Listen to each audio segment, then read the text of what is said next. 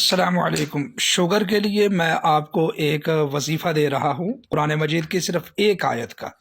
آپ اس کو نوٹ فرما لیں، صرف 3 مرتبہ روزانہ صبح، 3 مرتبہ روزانہ شام کے وقت پڑھیں، اور 2.5 ماہ تک ایک بھی ناغہ نہ کریں۔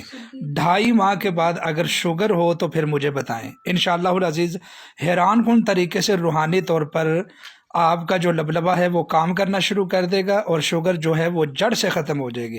15ویں پارے سورہ بنی اسرائیل کی اس آیت کو نوٹ فرما لیں۔ اعوذ باللہ من الشیطان الرجیم، بسم اللہ الرحمن الرحیم، رب ادخلنی مدخل صدق واجعلنی من لدنک سلطانا نصیرا۔ رب ادخلنی مدخل صدق واخرجنی مخرج صدق واجعلنی من لدنک سلطانا نصیرا۔ آیت کو 3 مرتبہ صبح، 3 مرتبہ شام کو پڑھنا ہے۔ جو لوگ وظیفہ کرنا چاہتے ہیں وہ اجازت کے لیے کومنٹس میں سبحان اللہ لکھ دیں۔ بہت شکریہ۔